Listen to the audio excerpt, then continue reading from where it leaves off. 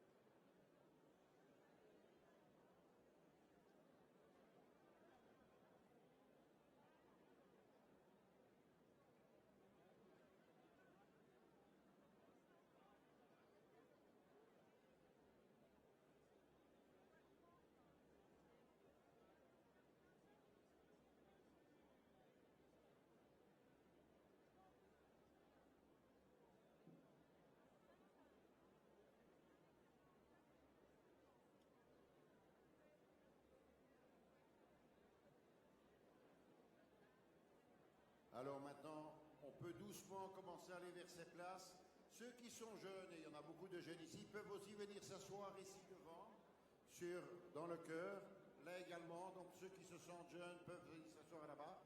On espère, il y a beaucoup de monde, beaucoup de monde. En bas aussi, ici aussi. Donc installez-vous et puis les plus jeunes peuvent venir s'asseoir ici dans le chœur. Il y a de la place pour être assis. Merci beaucoup.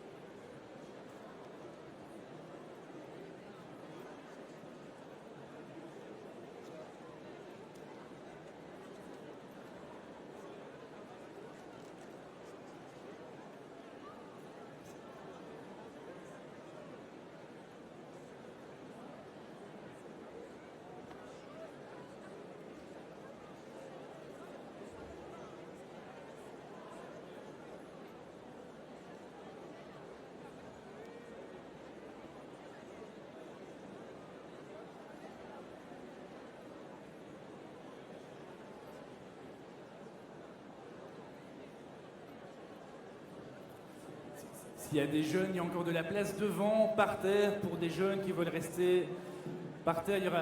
Ils auront une belle vue, mais ce sera par terre juste ici devant, si vous voulez.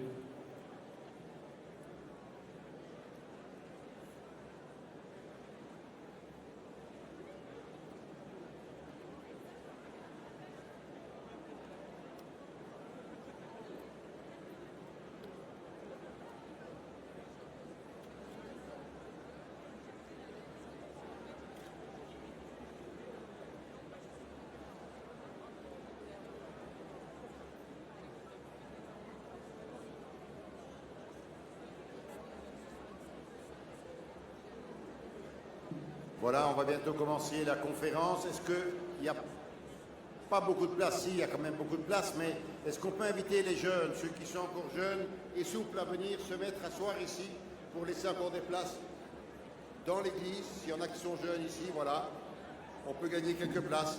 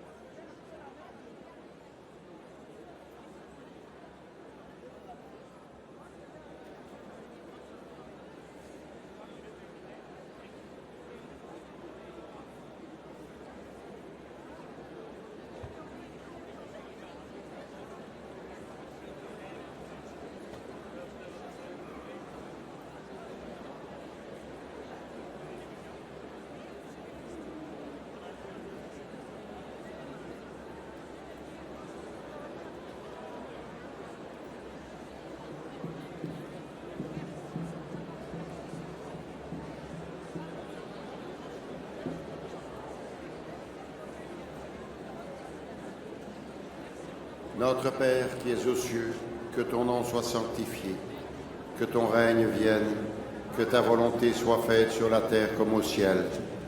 Donne-nous aujourd'hui notre pain de ce jour. Pardonne-nous nos offenses, comme nous pardonnons aussi à ceux qui nous ont offensés. Et ne nous laisse pas entrer en tentation, mais délivre-nous du mal. Je vous salue, Marie, pleine de grâce. Le Seigneur est avec vous. Vous êtes bénie entre toutes les femmes. Jésus, le fruit de vos entrailles, est béni. Sainte Marie, Mère de Dieu, priez pour nous, pauvres pécheurs, maintenant et à l'heure de notre mort. Amen. Je vous salue, Marie, pleine de grâce. Le Seigneur est avec vous. Vous êtes bénie entre toutes les femmes, et Jésus, le fruit de vos entrailles, est béni. Sainte Marie, Mère de Dieu, priez pour nous, pauvres pécheurs, maintenant et à l'heure de notre mort. Amen. Je vous salue, Marie, pleine de grâce. Le Seigneur est avec vous. Vous êtes bénie entre toutes les femmes, et Jésus, le fruit de vos entrailles, est béni.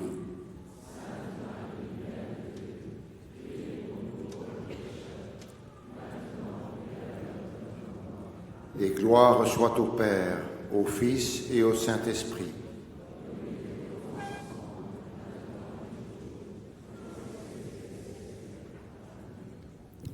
Donc, vous pouvez vous asseoir. Il y a encore un peu de place pour des jeunes si vous voulez devant. Ce sera à même le sol, mais au moins vous aurez une belle vision de la conférence. Il y a encore de la place un petit peu en bas. Vous savez que la conférence est projetée en direct par vidéo en bas. Donc pour ceux qui n'ont pas de place en haut, il y a encore quelques places en bas, même si la chapelle du bas est déjà fort pleine.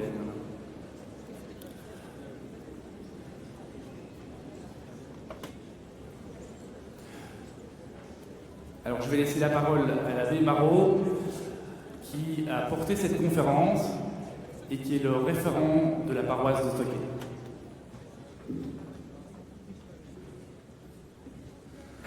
Avant de commencer, je voudrais encore redire qu'il y a des places aussi en bas dans la chapelle. Il nous voit à la télévision en bas, dans l'église du bas. Donc je salue tout particulièrement ceux qui sont en train de suivre cette conférence par écran interposé. Mais on est vraiment en communion les uns avec les autres. J'allais dire l'église du bas, l'église du haut. tous unis, on ne fait qu'un. J'espère qu'il n'y en a pas dehors, que tout le monde a pu rentrer dans cette église. Deuxièmement, il y en a qui ont réclamé, surtout ceux d'en bas, ils n'ont pas vu les boîtes bleues. Alors ceux qui étaient en bas les ont réclamées, alors je les rassure, ces boîtes bleues vont arriver aussi en bas. Ces boîtes bleues servent à soutenir et à couvrir les frais de cette soirée qui a suscité quand même quelques frais, donc nous comptons sur votre générosité. Bien sûr, c'est une participation aux frais qui est libre, bien évidemment. Mais si vous avez envie de soutenir cette conférence de ce soir, merci de faire bon accueil à ces boîtes bleues.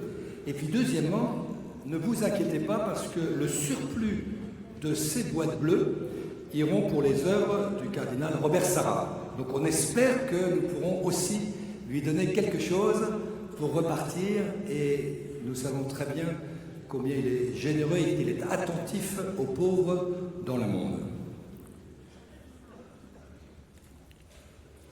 Éminence, au pluriel, Monseigneur, chers confrères dans le sacerdoce, Monsieur le bourgmestre, vous tous représentants des autorités civiles et religieuses, chers frères et sœurs des communautés religieuses, chères sœurs et frères dans le Christ, soyez vraiment tous le bienvenu ici dans cette église de Notre-Dame de Stockel. Mais avant de laisser le soin aux responsables de la pastorale francophone de l'unité pastorale de Stockel-au-Bois, l'abbé Philippe Maouet, de vous accueillir, permettez-moi de citer une phrase de votre livre, Éminence, Dieu ou rien, écrit avec Monsieur Dia, que je voudrais saluer publiquement, et donc qui a écrit ce livre conjointement avec le cardinal. Et il y a tellement de passages que j'aimerais vous citer. Alors j'en ai cité un avant la messe. Maintenant, je voudrais citer celui-ci qui est une question posée. Elle est la suivante. L'Église croit-elle au progrès ou à l'espérance? Alors c'est deux paragraphes, et dans ces deux paragraphes, je vais prendre 3 phrases. Vous pourrez aller voir ça à la page 273, mais dans l'édition plurielle. Le Christ seul permet la réalisation pleine et entière de l'homme. Je passe une phrase.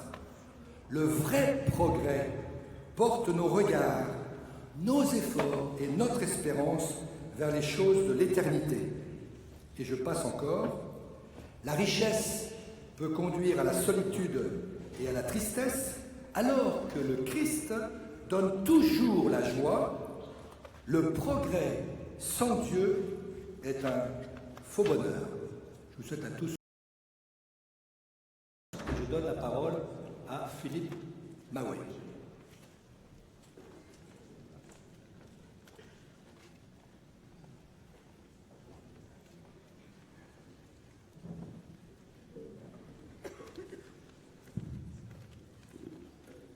Éminence, Monseigneur le nonce apostolique, chers confrères dans le sacerdoce et le diaconat, frères et sœurs des communautés religieuses, Monsieur le député bourgmestre de Woluwe-Saint-Pierre, frères et sœurs, chers amis.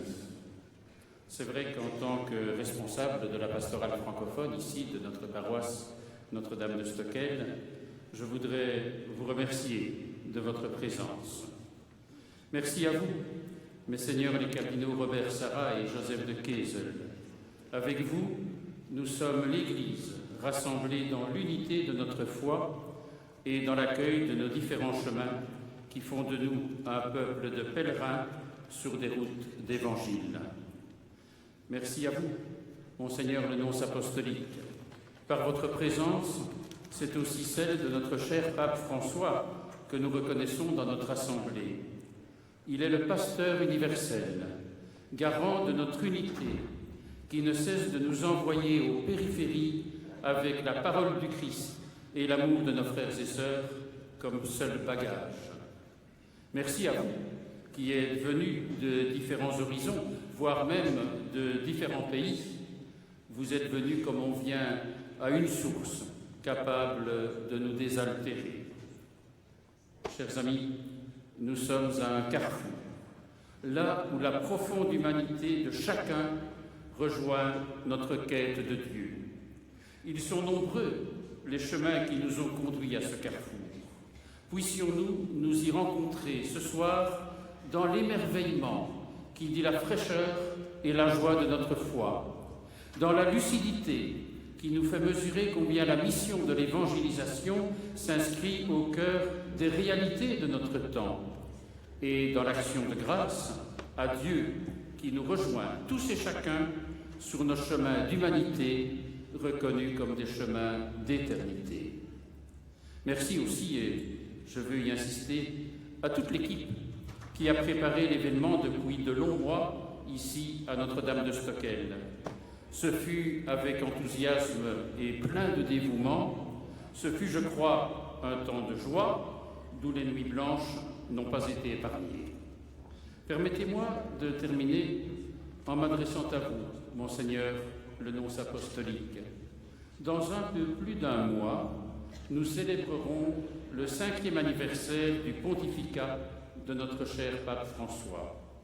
Puissiez-vous lui adresser nos plus vives félicitations et nos plus chaleureux remerciements en l'assurant, comme il nous le demande souvent, de nos prières. Merci à vous, Monsieur le cardinal Joseph de Keyser. Nous avons la joie de vous avoir comme archevêque.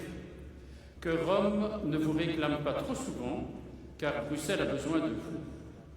Merci à vous, Monsieur le cardinal Robert Sarrat. Nous savons votre parole habitée par la foi. Nous voulons vous écouter avec un cœur ouvert, disponible à la parole que vous allez nous partager ce soir. Merci beaucoup.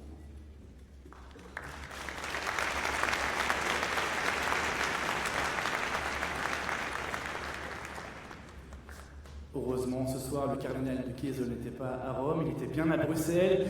Je vous demande bien d'applaudir très fort le cardinal Joseph de Keyser.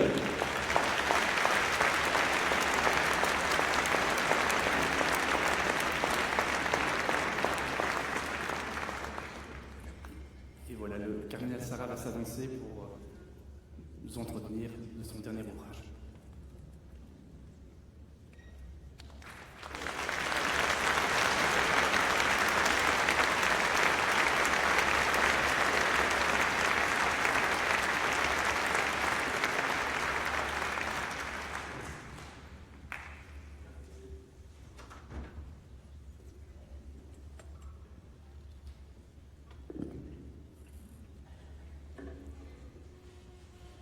Éminence, Excellence, Monseigneur le nonce apostolique, Monsieur le doyen, Monsieur le curé, Monsieur les abbés, chers frères et sœurs dans le Christ, permettez-moi tout d'abord de remercier très cordialement et très chaleureusement Son Éminence, Monsieur le cardinal Joseph de Keyser, archevêque de Malines-Bruxelles, de m'avoir fait l'honneur et le privilège d'accueillir avec enthousiasme et amitié ma présence ici, en l'église Notre-Dame de Stockel, pour présenter mon livre d'entretien sur la foi. Dieu ou rien. Je voudrais dire toute ma gratitude et ma considération respectueuse aux prêtres et aux responsables de la paroisse Notre-Dame de Stockel, en particulier Monsieur le curé Benoît Hessendonks, Monsieur les abbés Philippe Mawé, responsable de l'unité pastorale de Stockel au Bois, et Édouard Marot, vicaire responsable francophone, ainsi que tous les fidèles de cette paroisse qui contribuent par leur dévouement à la réussite de notre rencontre. C'est une immense joie pour moi d'être parmi vous aujourd'hui et je vous remercie tous et chacun pour votre présence amicale qui m'honore plus que je ne mérite. Passons maintenant à l'objet de notre rencontre, Dieu ou rien. Comment Dieu ou rien est-il né? À vrai dire, je n'avais pas du tout pensé à écrire un livre maintenant. Un jour, M. Nicolas Dia, qui préparait un livre sur Benoît XVI, intitulé « L'homme qui ne voulait pas être pape », que je vous recommande de lire parce que vous aurez là de grandes richesses. Nicolas donc est venu chez moi dans le but d'échanger quelques idées sur différentes questions. Et à l'issue d'une deuxième rencontre avec lui, il m'a proposé d'écrire un livre sur ma vie. J'ai répondu que ma vie ne présentait aucun intérêt. Mais j'ai ajouté, nous pourrions éventuellement, au cours d'un entretien, aborder certaines questions actuelles de l'Église, de la société et de notre monde de plus en plus globalisé et plein de confusion, plein d'ambiguïté et d'incertitude. Même dans l'Église catholique, on a l'impression qu'il n'existe plus de magistère, ni d'enseignement doctrinal et moral sûr. Chacun s'octroie une liberté absolue pour proclamer ses opinions et ses valeurs morales. Moi aussi, je voudrais proclamer ma foi et ma fidélité radicale à Jésus-Christ, au magistère pluriséculaire de l'Église, comme une humble participation à la lutte de Benoît XVI contre la dictature du relativisme.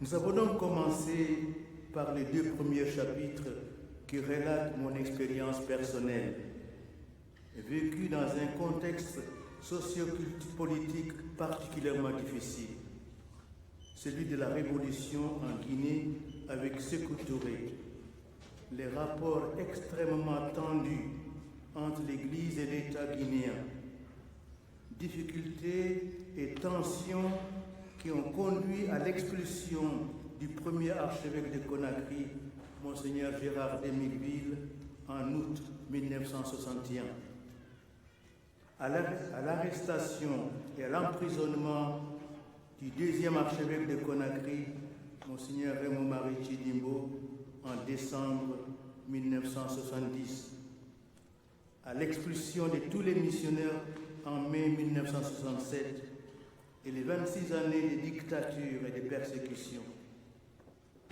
Moi-même, j'ai été sur une liste de personnes à éliminer en avril 1984, mais j'ai échappé à la mort grâce à la providence divine.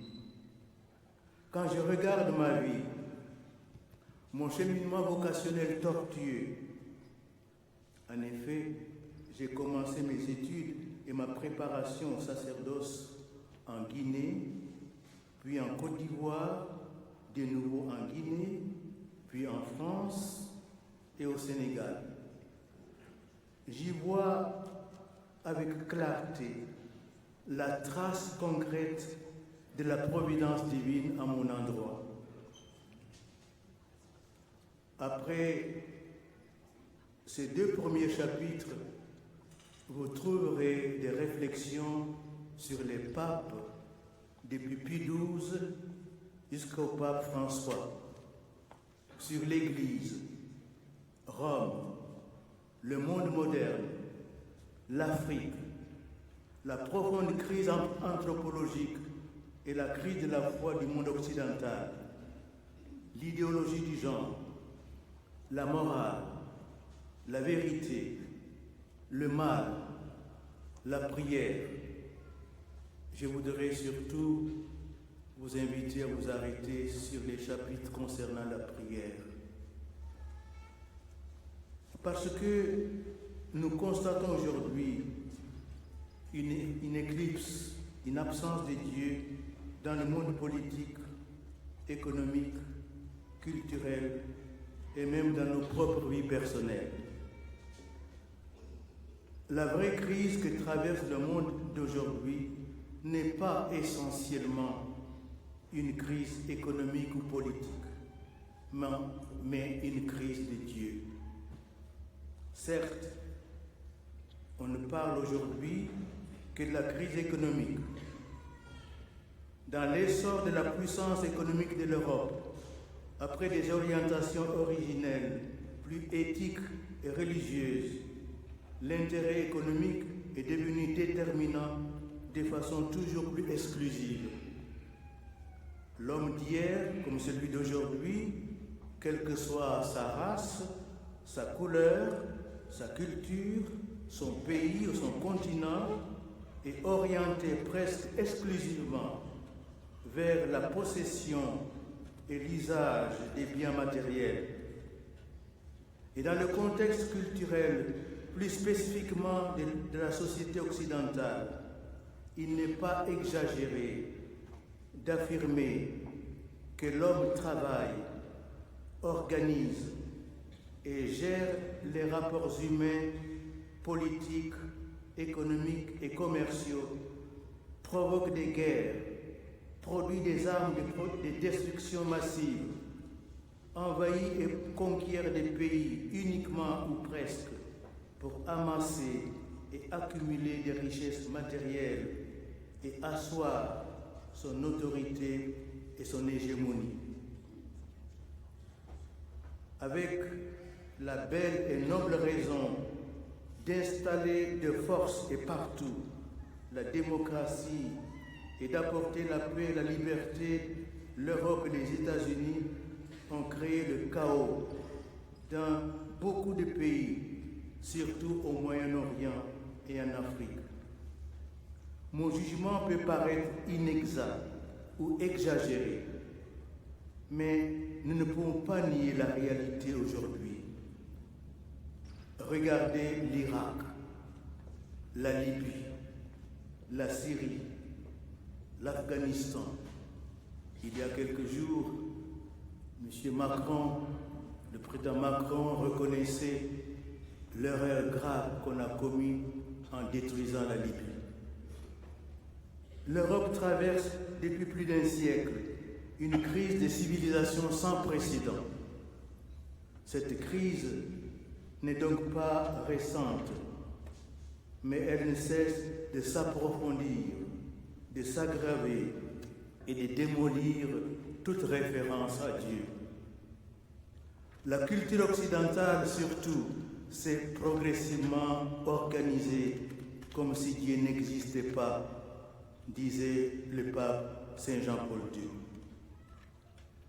Beaucoup aujourd'hui ont décidé de se passer de Dieu. Comme affirme Nietzsche, pour beaucoup en Occident, Dieu est mort. C'est nous qui l'avons tué. Nous sommes les assassins de Dieu.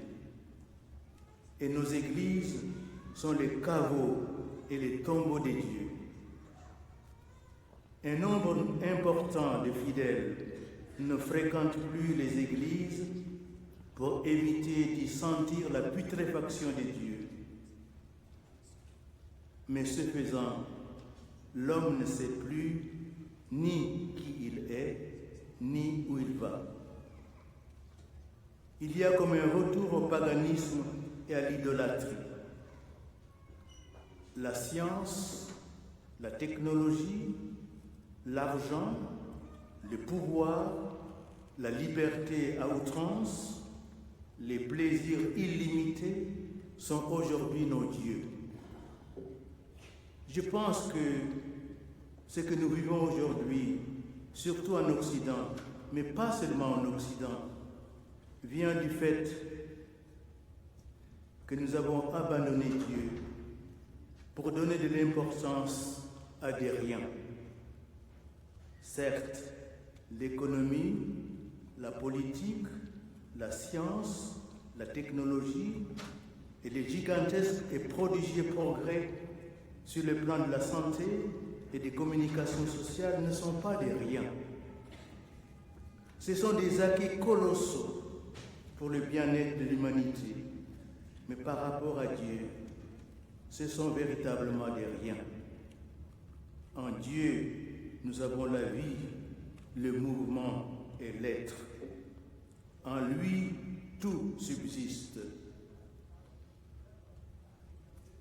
En dehors de lui, il n'y a rien qui tienne. Tout tient son être et sa vérité en Dieu. En un mot, c'est Dieu ou rien. À vrai dire, nous-mêmes, nous ne sommes rien devant Dieu.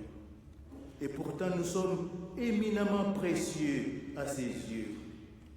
Il nous a créés à son image et à sa ressemblance parce qu'il nous veut semblables à lui. Il veut que nous soyons saints parce que lui, le Seigneur notre Dieu, est saint. Il est descendu jusqu'à nous. Il a pris notre humanité pour nous élever jusqu'à lui. Dieu s'est fait homme pour que l'homme devienne Dieu. Deus homo factus est, ut homo fieret Deus, dit saint Irénée. Certes, nous avons d'énormes problèmes, des situations souvent douloureuses, une existence humaine difficile et angoissante. Pourtant, nous devons reconnaître que c'est Dieu qui donne sens à toutes choses.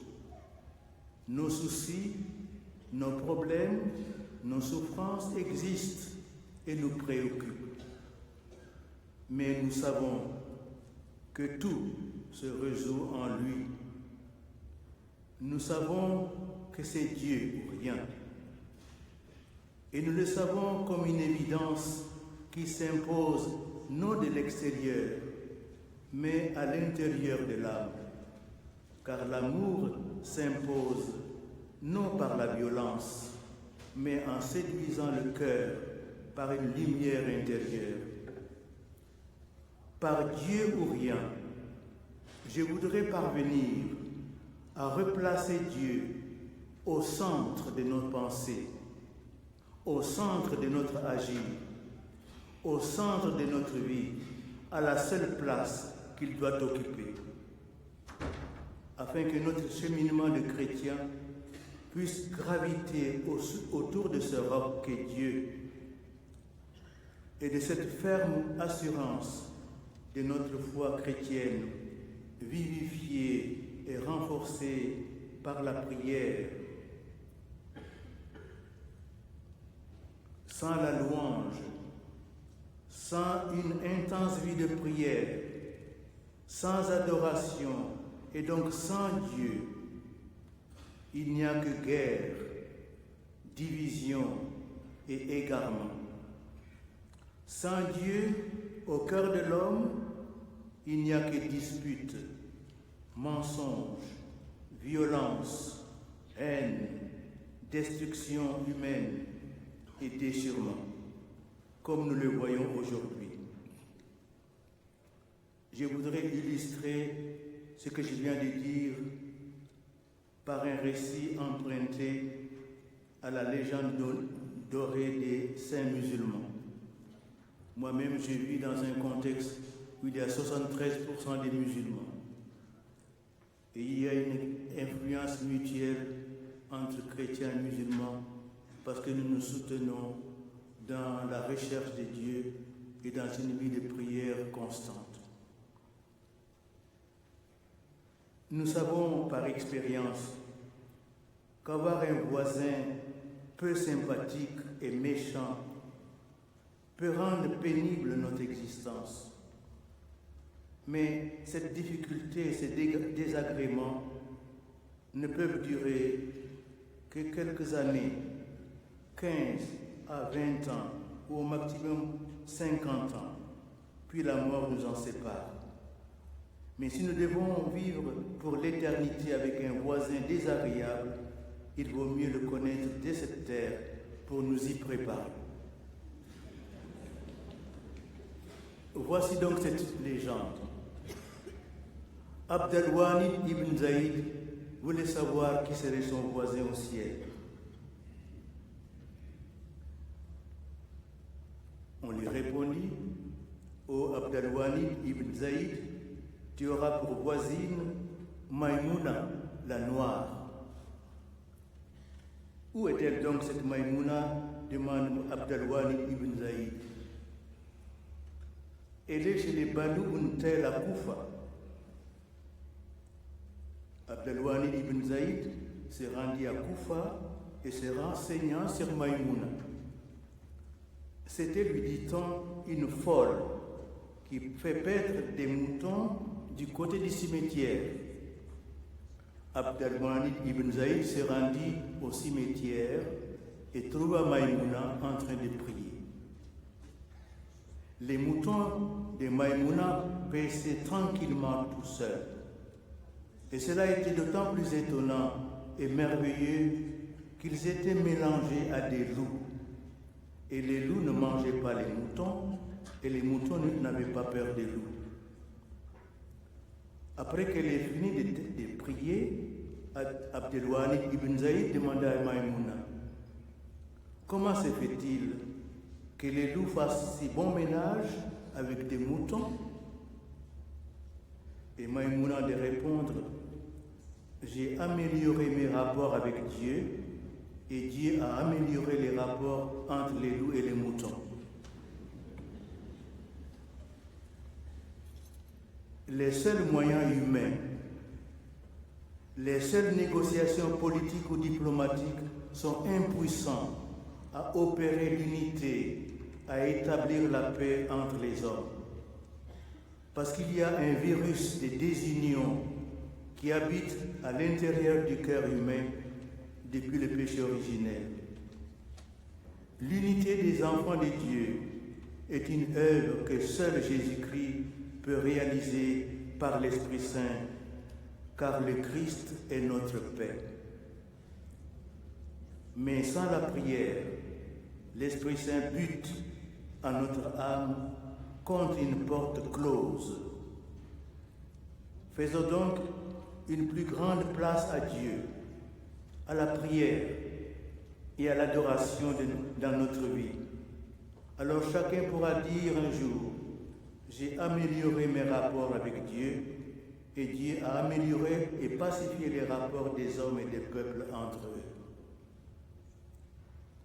Après avoir tué Dieu, ou en procédant comme si Dieu n'existait pas, il est difficile de trouver même les fondements du droit.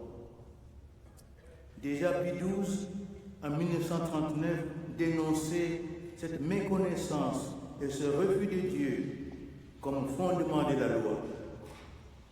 La racine profonde et dernière des maux que nous déplorons dans la société moderne est la négation et le rejet d'une règle morale universelle, soit dans la vie individuelle, soit dans la vie sociale et dans les relations internationales, c'est-à-dire la méconnaissance et l'oubli si répandu de nos jours de la loi naturelle elle-même, laquelle trouve son fondement en Dieu, Créateur tout-puissant et Père de tous, suprême et absolu législateur. Aujourd'hui, les Nations unies et les puissances occidentales promeuvent de faux droits, des droits distordus, pour donner à tous et à tous les citoyens du monde un accès sans entrave au plaisir sexuel et le pouvoir de s'autodéterminer indépendamment de leur identité sexuelle. Ils veulent changer la culture en vue d'établir une société sexuellement indifférenciée. Ils prétendent libérer l'humanité, pour ainsi dire, non seulement de Dieu qui l'a créé, mais aussi de l'homme et de la femme, la libérer du père, de la mère, de l'époux, du mariage et de la famille. Ainsi adviendra une culture nouvelle et mondiale, célébrant au nom de la liberté de l'individu absolutisé, des choix menant à la mort de l'homme et de la femme et à la destruction de notre humanité. La distorsion du judéo-politique sont inventées pour satisfaire nos propres intérêts et désirs égoïstes et pour déstructurer des sociétés jugées rétrogrades. Ces nouveaux droits dénommés civils sont aux deux extrêmes, le droit de mourir et le droit de ne pas naître. Entre les deux se placent les droits à l'avortement, le droit aux manipulations génétiques, le droit à l'enfant réduit à n'être qu'une chose ou un objet.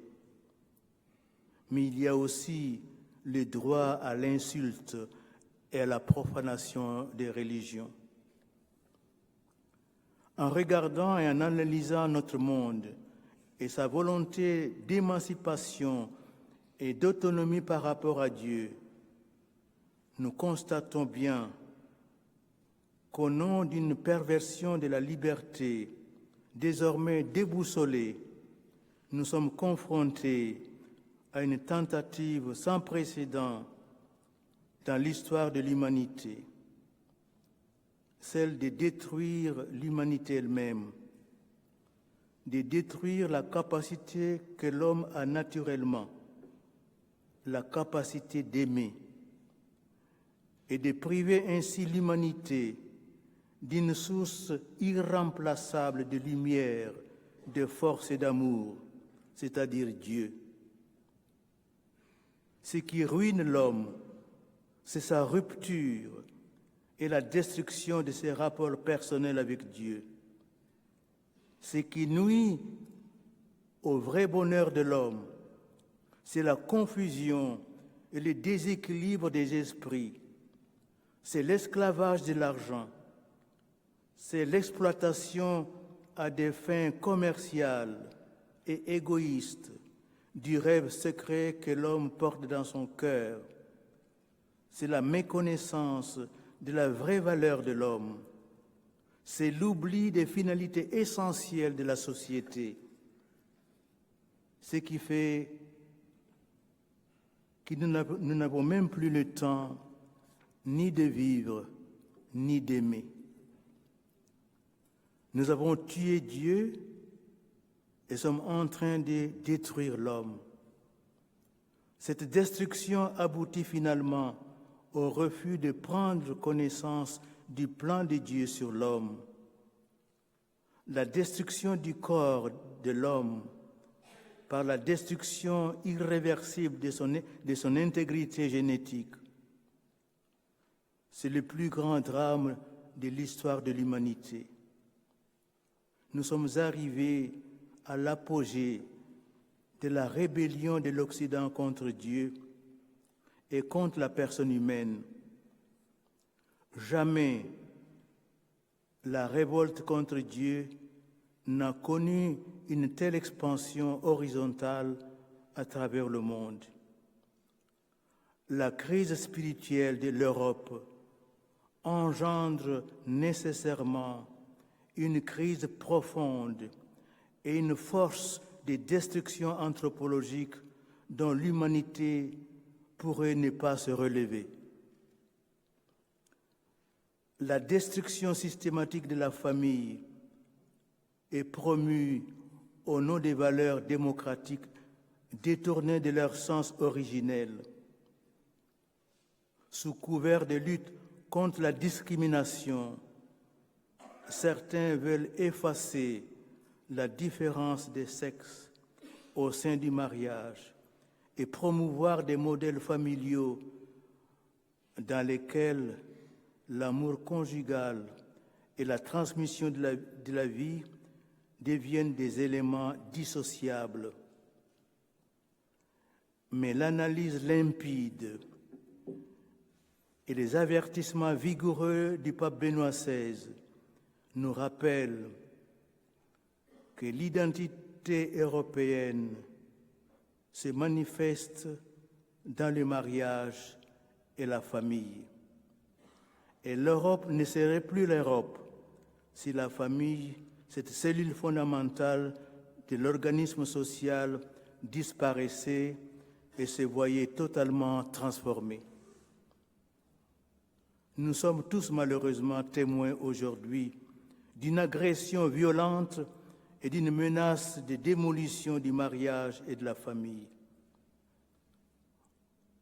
En bruyant contraste, ajoute Benoît XVI, voici maintenant les personnes homosexuelles qui réclament de façon paradoxale que leur vie commune soit juridiquement reconnue pour être plus ou moins assimilée au mariage.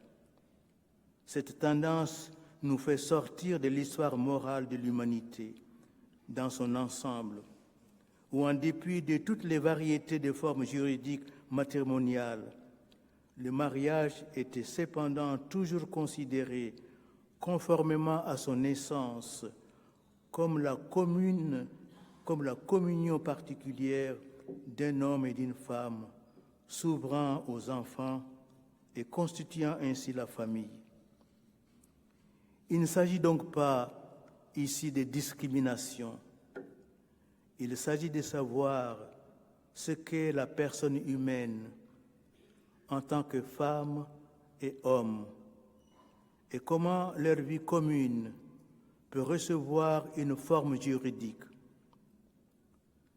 Si d'une part, leur vie commune se détache toujours davantage des formes juridiques, et si par ailleurs, l'union des personnes homosexuelles est toujours plus considérée comme étant de même nature que le mariage, nous sommes alors devant une disparition de l'image de l'être humain, dont les conséquences peuvent être extrêmement graves.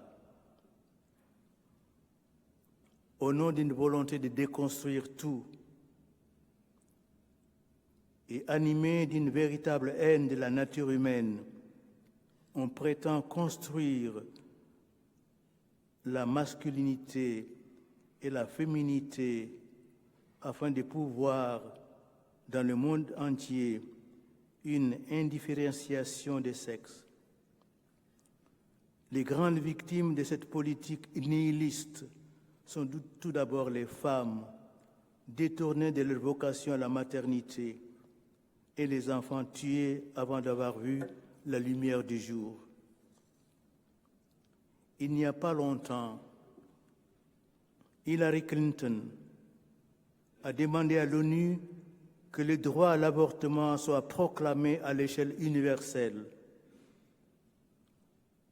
Quand un Parlement autorise l'interruption de grossesse, admettant la suppression de l'enfant à naître, il commet une grave violence à l'égard d'un être humain innocent et privé de toute capacité d'autodéfense. Les parlements qui approuvent et promulguent de telles lois doivent être conscients qu'ils outrepassent leurs compétences et qu'ils se mettent en conflit manifeste avec la loi de Dieu et avec la loi naturelle. Dieu a dit, tu ne tueras pas.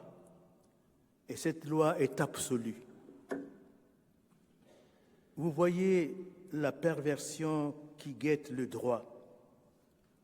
Comment pouvons-nous réduire un être humain à un objet dont on peut disposer jusqu'à sa destruction? Un être humain doit être accueilli et respecté. Il n'est pas l'objet d'un droit. Les puissances occidentales ont déjà imposé aux pays africains, aux pays pauvres, l'application du droit à l'avortement et à l'homosexualité comme condition de toute aide au développement. Plus de la moitié de nos pays africains sont obligés de créer un ministère du genre pour avoir de l'aide des pays occidentaux. Le pays le plus touché par cette dictature criminelle, c'est le Vietnam, avec 1 600 000 avortements par an. Le droit se trouve ainsi dénaturé. La médecine elle-même se trouve pervertie, puisqu'au lieu de chercher à guérir, à améliorer la santé, à adoucir la souffrance, elle consent à se mettre au service de la mort avant comme après la naissance.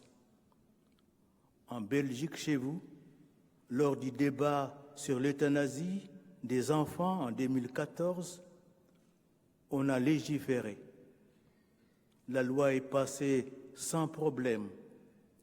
Il n'y eut que quelques protestations, alors que c'est l'avenir de l'homme et de l'humanité qui est en jeu dans tous ces débats. En ce qui concerne la famille et le mariage, il y a une volonté non seulement de faire éclater, mais aussi et surtout de détruire les fins du mariage et déstructurer et dénaturer la cellule familiale. L'idéologie du genre et ces groupes de pression y travaillent avec acharnement et de gros moyens financiers et médiatiques. L'Église se trouve dans une situation étonnante.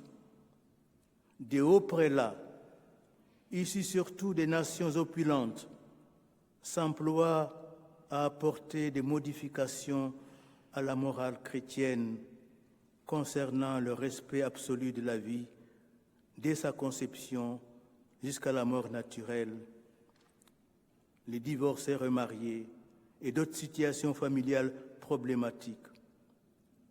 Ces gardiens de la foi devraient cependant ne point perdre de vue que le problème fondamental posé par l'éclatement des deux fins du mariage est un problème de morale naturelle. C'est au plan naturel que l'homme et la femme sont appelés à s'unir définitivement et de façon indissoluble pour se témoigner de la tendresse, de l'amour, pour se soutenir dans une harmonie, dans une harmonieuse complémentarité et pour procréer. Paul VI, avec une grande intelligence et une parfaite fidélité à l'enseignement de l'Église, voulait surtout, à travers humanité, souligner deux aspects indissociables de l'acte conjugal, l'union et la procréation. Cette doctrine, écrit-il, plusieurs fois exposée par le magistère, est fondée sur le lien indissoluble que Dieu a voulu et que l'homme ne peut rompre de son initiative propre, entre deux significations de l'acte conjugal, union et procréation. En effet, par sa structure intime, l'acte conjugal, en même temps qu'il unit profondément les époux, les rend aptes à la génération de nouvelles vies. Selon des lois inscrites dans l'être même de l'homme et de la femme. C'est en sauvegardant ces deux aspects essentiels, union et procréation, que l'acte conjugal conserve intégralement le sens du mutuel et véritable amour et son ordination à la très haute vocation de l'homme et de la femme. Nous pensons que les hommes de notre temps sont particulièrement en mesure de comprendre le caractère profondément raisonnable et humain de ce principe fondamental. C'est cette réalité naturelle que le Seigneur a élevée à la dignité d'un sacrement.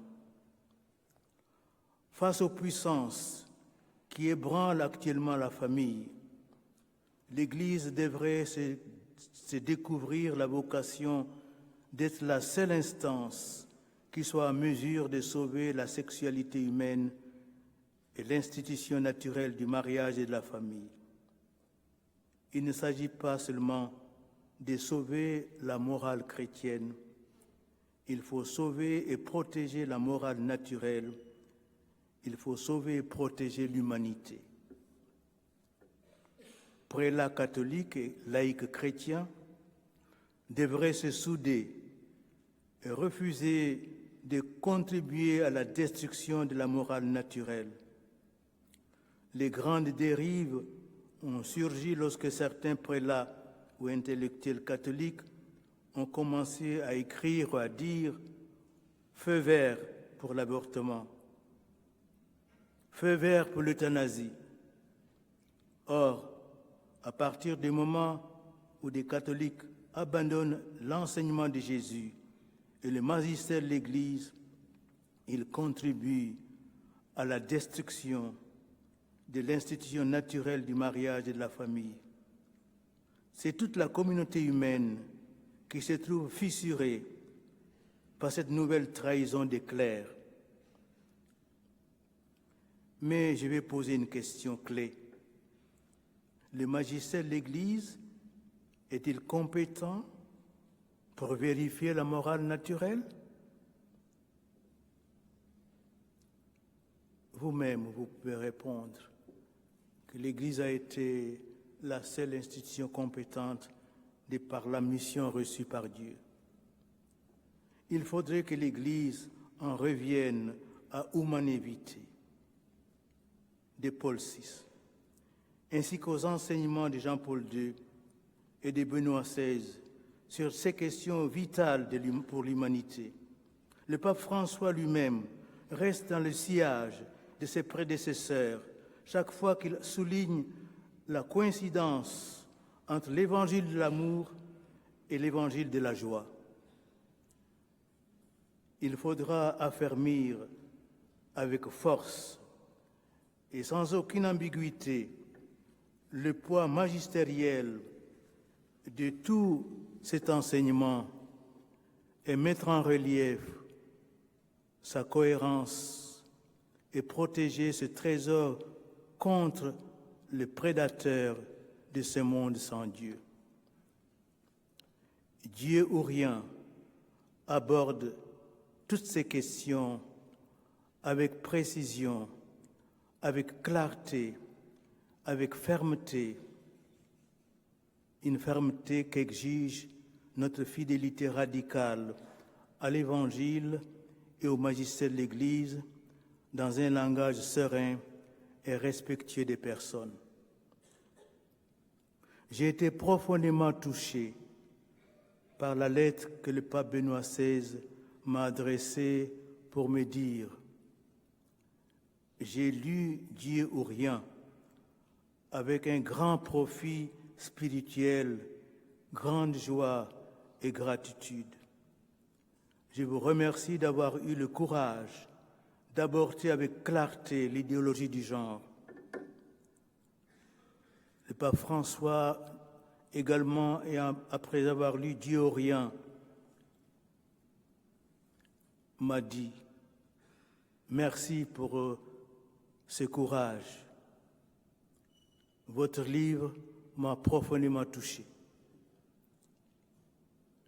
je vous souhaite à vous aussi un grand profit spirituel en lisant avec attention et un courage généreux Dieu ou rien. Merci de votre attention.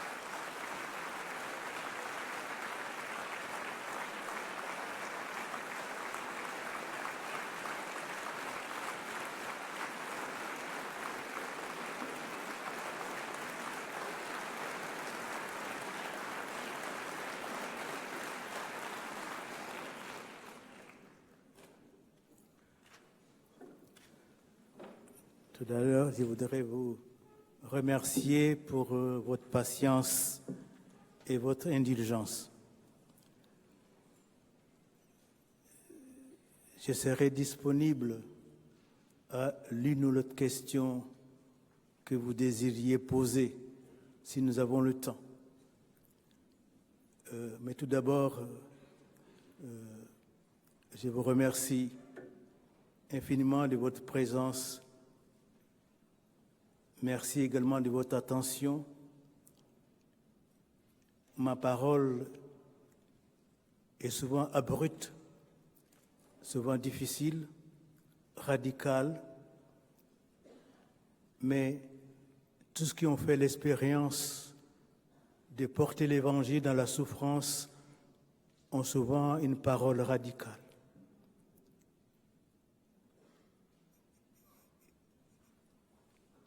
Ce que je cherche, c'est servir Dieu et son Église.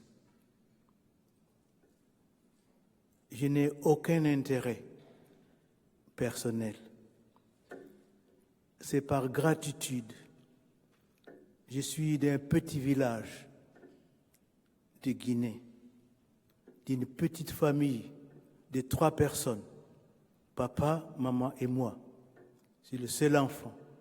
Et Dieu m'a pris dans ce petit village pour me porter à travers des sentiers très tortueux jusqu'au cœur de l'Église aujourd'hui, jusqu'à Rome. Un jour, il me demandera des comptes. J'étais pris comme le petit David dans ce petit village. J'étais fait tant de choses. Qu'as-tu fait pour l'Église? Chacun de nous, nous devons répondre un jour à Dieu. Nous avons reçu tellement de choses de lui. D'abord, notre baptême. Moi, j'ai reçu tellement. Je suis d'abord chrétien. Ma région est une région animiste. Mon pays est majoritairement musulman. Mais Dieu m'a fait la grâce d'être chrétien. Il m'a fait la grâce d'être prêtre. Il m'a fait la grâce d'être évêque.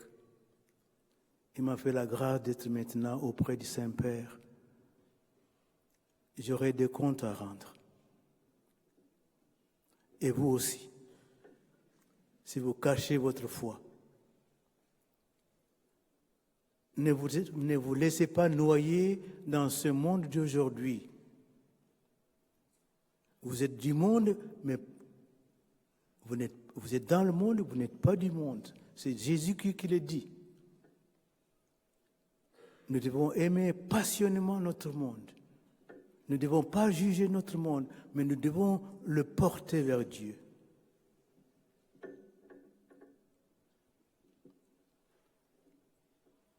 C'est ça que je voudrais vous dire comme encouragement. N'ayez pas peur d'être chrétien.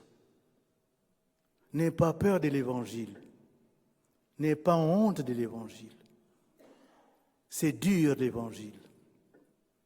Mais tous nos prédécesseurs sont morts pour l'Évangile. Aujourd'hui encore, il y a des chrétiens qui sont égorgés pour l'Évangile.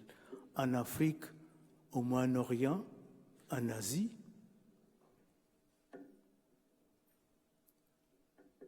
Et vous, moi je ne serais pas là si vous n'étiez pas venus dans mon petit village. Ce sont des missionnaires qui m'ont donné la foi. Ils sont morts. Dans mon village, ils sont arrivés à 2, et 6 mois après, un d'eux meurt. Et certainement son sang a fait de moi un chrétien, un prêtre, un évêque, un cardinal. Et vous aussi, vos parents vous ont nourri dans la foi chrétienne. Le monde a changé, mais croyez-moi, l'homme n'a pas changé. Adam est exactement comme moi, avec les mêmes ambitions. Adam voulait être comme Dieu. Le démon lui a dit, tu seras comme Dieu. Aujourd'hui, ici, nous voulons être comme Dieu. Et nous avons déjà abouti à cette ambition. La seule différence entre Adam et nous, c'est que nous avons le téléphone portable. C'est tout. Mais les ambitions, les difficultés, les tentations, il a été tenté aussi, Adam a été tenté. Nous sommes tentés exactement. Qoélette dit, il n'y a rien de nouveau sur ce monde. Il n'y a rien de nouveau. L'homme est le même. La seule différence, c'est que nous sommes dans l'abondance, mais Adam aussi était dans l'abondance. Rien ne lui manquait dans le paradis terrestre.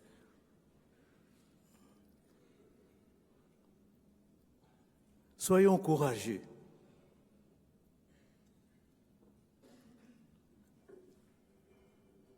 Nous avons devant nos yeux par la télévision des gens qu'on égorge pour leur foi. Que ça nous réveille. Que cela réveille notre foi. Nos chrétiens d'Orient n'ont pas besoin de notre charitable. Ce qu'ils ont besoin, c'est notre foi. Qu'ils voient que la foi pour laquelle ils meurent, vous l'avez aussi. Certes, vous devez leur donner à manger, des vivres, mais ils ont besoin du soutien de votre foi.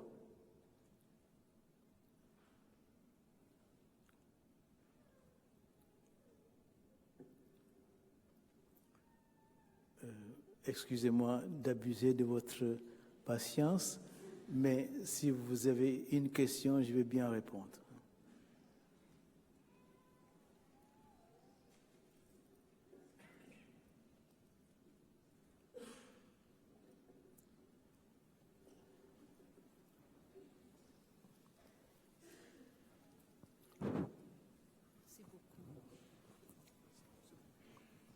Éminence, je vous remercie beaucoup de ce que vous nous apportez. C'est vrai, nous avons apporté la foi en Afrique, vous nous la rendez. Et pour cela, je vous en remercie du fond du cœur. J'ai une petite question qui me taraude depuis longtemps. Bon, l'homme, malheureusement, est tombé dans le péché par cette croyance qu'on deviendrait comme Dieu. Et nous avons touché à l'arbre du bien et du mal, qui nous donnerait donc cette connaissance. Alors, le Seigneur nous a chassés du paradis parce que, voilà, on ne pouvait plus être là. En fait, nous sommes tombés, je pense. Mais il a dit aussi cette phrase qui se trouve dans la Genèse et qui m'interpelle. Maintenant que l'homme a touché à l'arbre de la connaissance du bien et du mal, il ne faut pas qu'il touche à l'arbre de la vie. Et je me suis toujours demandé si pour le moment où nous faisons des grosses bêtises au point de vue avortement, éthique, etc., si nous ne sommes pas en train d'y toucher à cet arbre. Je vous remercie. Merci beaucoup. Nous sommes en train de toucher à tout.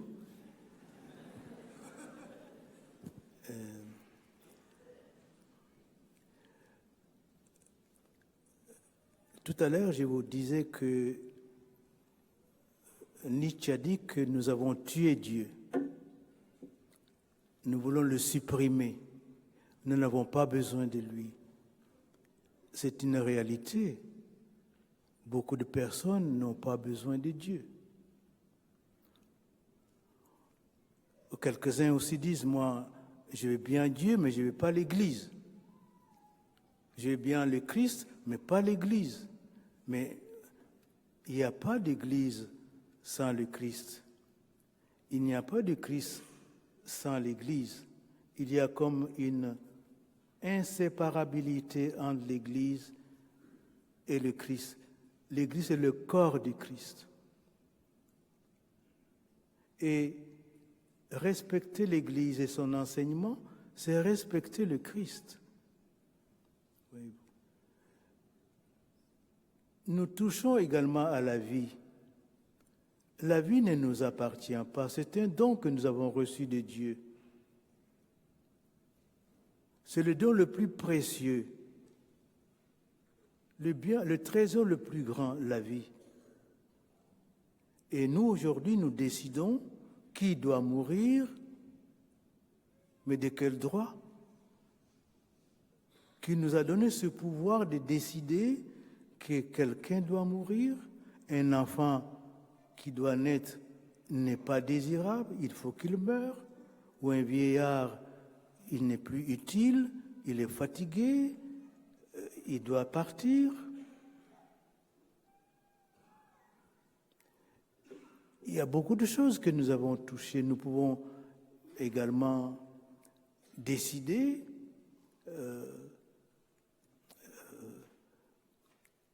de changer ce que Dieu a créé dès le départ, lorsqu'il a fait Adam et Ève. Aujourd'hui, nous pensons que non, ce que Dieu a fait, la complémentarité entre l'homme et la femme, ce n'est plus nécessaire. Nous, les Africains, nous disons que l'homme est la moitié d'un être, la femme est la moitié d'un être. Les deux font l'homme et la femme. Voyez-vous, l'homme n'est rien sans la femme n'est rien sans l'homme. Les deux ne sont rien sans un troisième élément qui est l'enfant. Il y a une grande complémentarité. Je suis que un homme, c'est la moitié d'un être. La femme est la moitié. Les deux, vraiment, sont complémentaires et font des merveilles quand cette union est vraiment harmonieuse. Voyez-vous, Benoît XVI a dit, l'Occident, enfin, la crise que l'Occident traverse ne s'est jamais vérifiée dans l'histoire de l'humanité. Jamais. Aucune société n'a légiféré ce qu'on légifère aujourd'hui en Occident. Aucune civilisation. Donc nous touchons à tout, comme si nous étions le Dieu qui veut recréer tout à sa manière.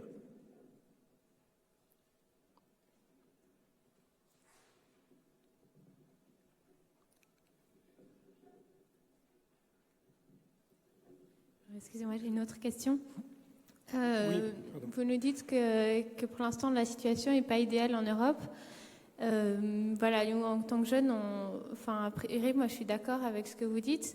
Mais comment est-ce qu'on peut faire pour mieux comprendre tout ça? On est parfois un peu perturbé par tout ce qui est autour de nous. On ne sait pas toujours très bien où se mettre. Qu'est-ce que nous, on peut faire là maintenant pour défendre la vie concrètement? Qu'est-ce que vous nous conseillez? Si je comprends bien, qu'est-ce que vous pouvez faire pour défendre la vie? Je veux dire, dans ce monde où c'est pas évident, comment faire pour nous vraiment comprendre ce mystère et pouvoir le défendre? Eh bien, il faut vous unir. vous connaissez un petit livre, un petit roman qui s'appelle Le vieil homme et la mer, qui a été écrit par Ernest Hemingway. Il raconte l'histoire d'un monsieur qui va chercher du poisson au bord de la mer et il ne trouve rien. Il va au large, il attrape un gros poisson, mais il est tout seul, il n'arrive pas à le remonter. Et il dit, bon, je vais le traîner jusqu'au port. Au port, je trouverai du monde pour m'aider à le sortir de l'eau. Mais comme il était trop loin du port, le temps d'arriver au port, les requins avaient mangé son poisson. Lorsqu'on a sorti son poisson, il n'y avait que les squelettes. Autrement dit, aujourd'hui, nous ne pouvons pas nous aventurer tout seuls. Nous ne pouvons pas nous battre tout seuls. Il faut qu'on soit unis. Vous parlez en haute mer tout seul. Il y a trop de requins. Alors, les chrétiens, d'ailleurs, c'est le Christ qui veut ainsi. Dieu veut ainsi. Dès le départ, il a créé une famille. Abraham. Il a créé un peuple avec Moïse. Jésus a créé les 12 apôtres. Il ne voulait pas les laisser seuls. Donc, nous devons être unis pour défendre la vie, pour vivre notre foi. Si nous nous sommes dispersés, les requins vont manger nos valeurs, notre foi, nos convictions. Il faut nous unir autour de Jésus. Il est notre force. N'ayez pas peur. Vous êtes peut-être devant un géant. La technologie. Vous êtes devant un géant, les médias. Vous ne pouvez rien faire. On étouffe votre voix. Mais si vous êtes ensemble, vous êtes capable d'avoir de la force pour manifester que la vie est précieuse. C'est un grand don. Que l'enfant est innocent.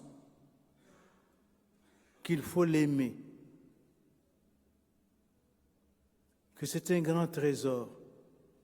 Peut-être c'est un génie que vous éliminez comme cela. Soyons ensemble. Voyez-vous, n'ayez pas peur. Souvent, dans la Bible, on a souvent montré que des gens qui étaient faibles, d'ailleurs le Seigneur lui-même dit, c'est ma devise d'ailleurs, ma grâce te suffit, car c'est dans la faiblesse que je manifeste mon pouvoir. Les chrétiens sont faibles aujourd'hui. Les chrétiens les plus persécutés aujourd'hui, ce ne sont pas en Orient, ce ne sont pas en Afrique, c'est ici. Vous êtes les plus persécutés parce qu'on veut anesthésier votre foi, on veut tuer votre foi, on veut tuer vos valeurs chrétiennes. On vous dit, mais vivez comme tout le monde, soyez modernes. Les chrétiens les plus persécutés aujourd'hui, c'est ici en Occident. Ce n'est pas en Afrique. C'est vrai, en Afrique, on nous égorge. Si vous allez, vous savez, si vous allez au Nigeria, si vous allez à la messe, vous ne savez pas si vous retournez à la maison. Une bombe va éclater dans l'église. Mais ce n'est pas la mort physique qui est le plus grave, c'est la mort morale. Ici, on anesthésie l'Église, sa doctrine. On veut que vous admettiez tout. L'avortement, l'euthanasie, tout. Vous êtes les plus persécutés. Mais comment résistons à la persécution? Par la prière. Car le Christ a dit, sans moi, vous ne pouvez rien faire. Soyez des femmes et des hommes de prière. Ne manquez pas à la messe. Priez à la maison. Demandez la force de Dieu. Unissez-vous. Soyez fermes dans votre foi. L'Évangile enseigne quelque chose qui nous donne la vie. Parce que Jésus a dit, je suis venu pour qu'ils aient la vie et qu'il ait en abondance. Dieu ne veut pas la mort, Dieu veut la vie.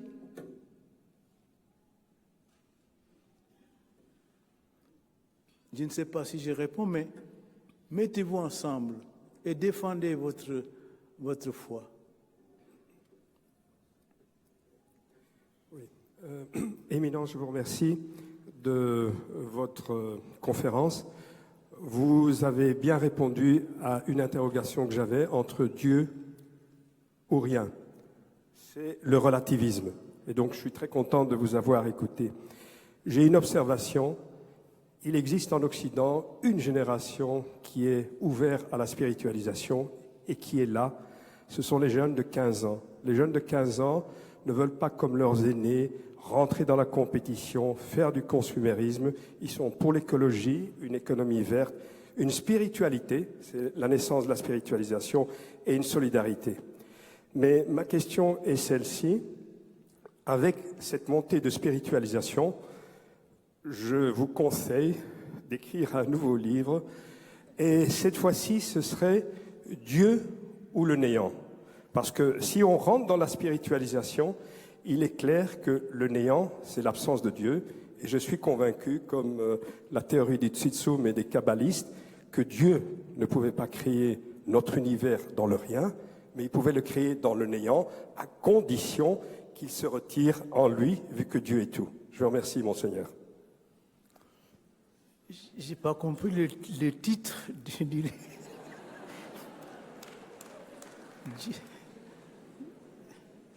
Dieu comment? Dieu?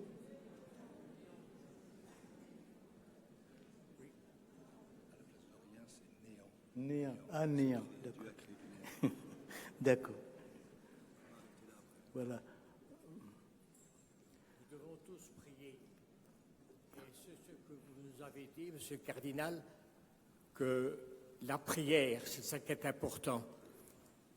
Et nous devons prier le Notre Père.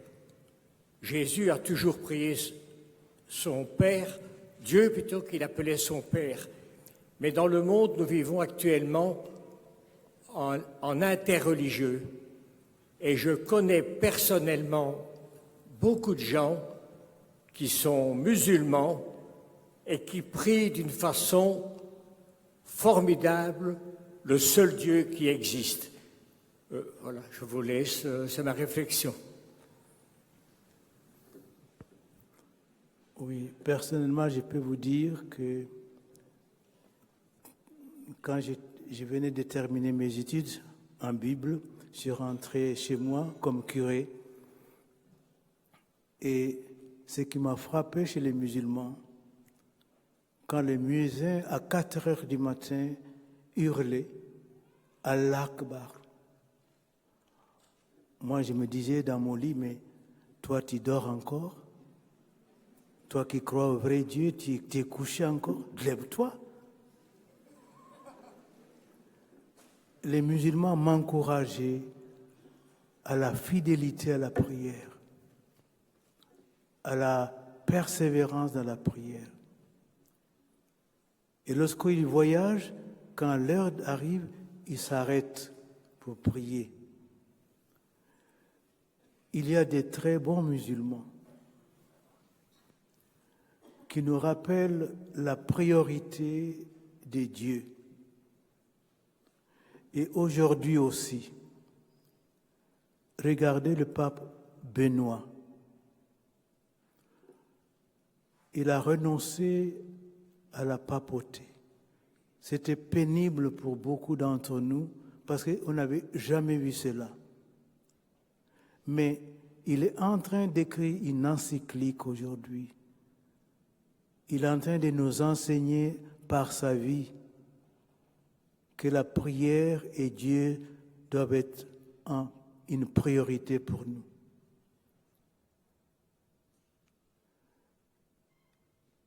Nous croyons peut-être, nous, que nous devons faire beaucoup de choses actives.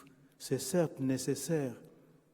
Mais lui, il a dit, je vais passer les derniers moments de ma vie à prier, à parler avec Dieu. Et ce n'est pas le premier qui m'a enseigné la prière. C'est un autre évêque africain qui était retraité du Kenya. Et il a demandé à entrer sur les trappistes à Trefontane, à Rome. On lui dit, Monseigneur, le droit canonique nous t'interdit d'être moine maintenant. Mais il dit, mais moi je veux être avec les moines, terminer ma vie. On dit, bon, vous pouvez aller chez eux comme hôte permanent. Vous faites comme les moines, vous vous levez comme eux, mais vous n'êtes pas moine. Et il m'a dit ceci, Monseigneur, pendant des années, comme prêtre et comme évêque, j'ai parlé de Dieu. Maintenant, je vais parler avec Dieu. Nous les prêtres, nous courons un grand danger de parler de Dieu. Mais quelquefois, nous n'avons pas le temps de parler avec Dieu. Et ce que vous dites est important.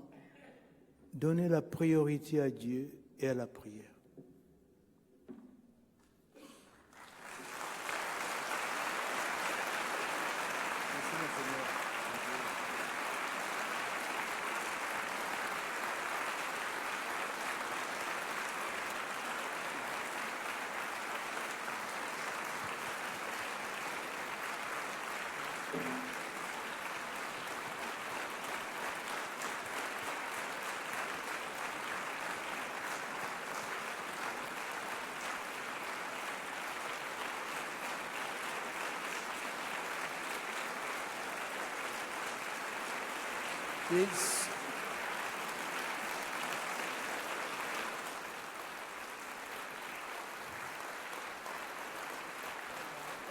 On va, si vous voulez bien, il se fait tard.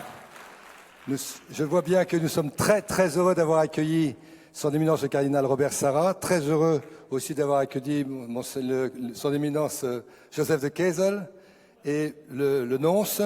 Je voudrais simplement, permettez-moi de remercier déjà ceux qui ont permis que cette soirée se déroule le mieux possible jusqu'au bout. Et je dois nommer en premier Paul Forget, qui est celui qui a fait la proposition de vous inviter, éminence.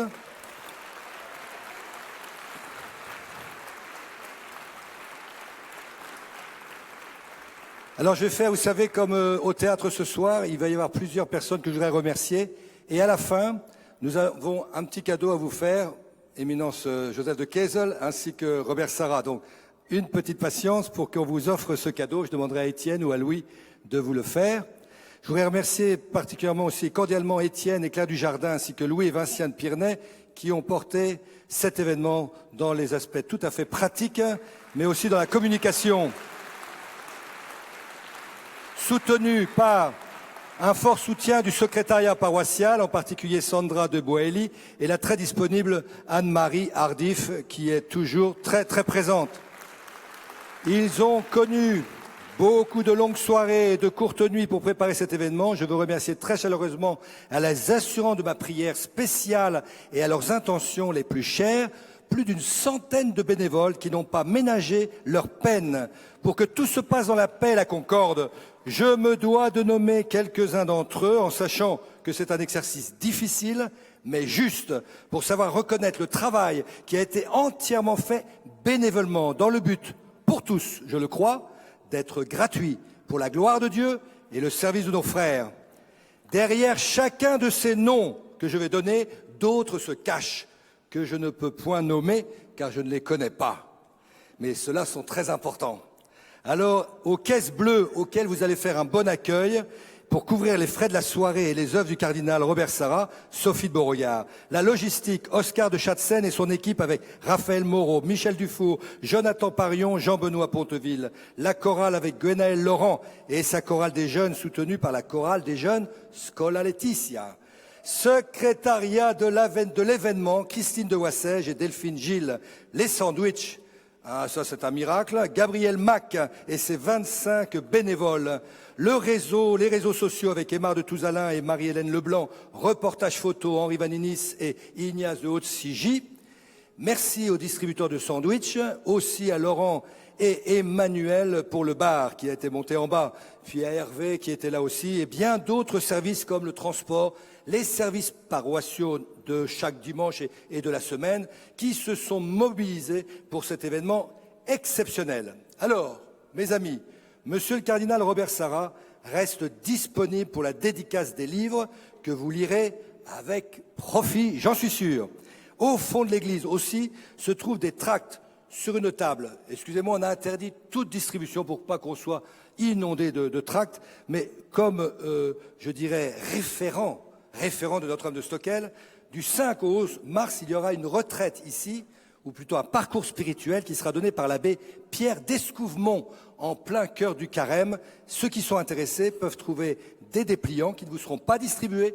Vous les prenez ou vous ne les prenez pas, pour ne pas faire de gaspillage, sur la table qui est au fond de l'église. Je laisse la parole maintenant à Louis ou à Étienne pour les indications pratiques de la fin de soirée. N'oubliez pas le petit cadeau qui est à faire. Hein. Et après, à la fin, je le dis tout de suite parce qu'il ne faudrait pas l'oublier, il y aura une bénédiction qui sera donnée par nos éminences.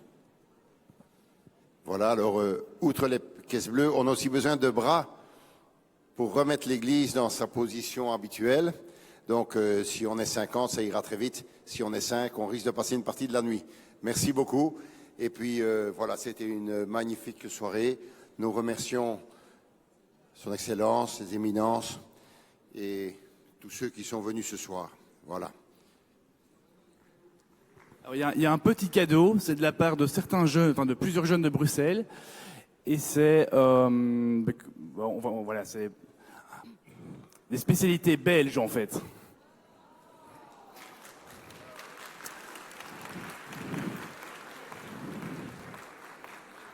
Quoi ?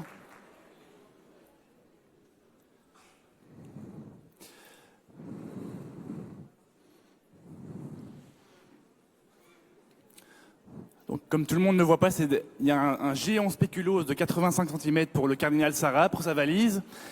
Et il y a aussi des spéculoos pour le cardinal de Kiesel.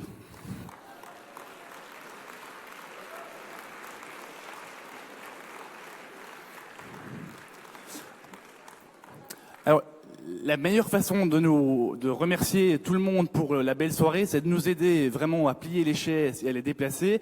Et c'est aussi de nous aider à couvrir les frais de l'événement par rapport aux caisses bleues. Alors, il va y avoir maintenant la bénédiction qui va être donnée par les deux cardinaux, Monseigneur de Kiesel et Monseigneur Sarrat. La dédicace se fera ici, au-dessus des escaliers. On mettra une table. N'hésitez pas à mettre votre prénom et votre nom déjà dans le livre pour que ça aille plus vite. Je laisse la parole aux cardinaux pour la bénédiction.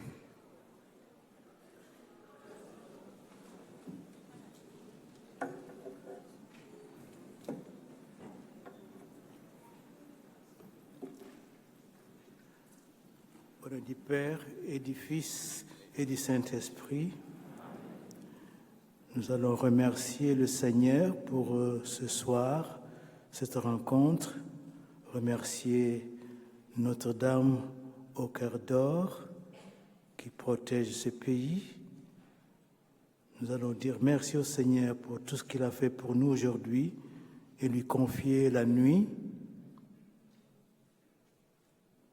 Notre Père, qui es aux cieux, que ton nom soit sanctifié, que ton règne vienne, que ta volonté soit faite sur la terre comme au ciel. Donne-nous aujourd'hui notre pain de ce jour. Pardonne-nous nos offenses, comme nous pardonnons aussi à ceux qui nous ont offensés. Ne nous soumets pas à la tentation, mais délivre-nous du mal. Je vous salue Marie, pleine de grâce. Le Seigneur est avec vous. Vous êtes bénie en toutes les femmes. Jésus, le fruit de vos entrailles, est béni. Sainte Marie, Mère de Dieu, priez pour nous pauvres pécheurs, maintenant et à l'heure de notre mort. La paix soit avec vous. Que Dieu Tout-Puissant vous bénisse, le Père, le Fils et le Saint-Esprit. Bonne nuit.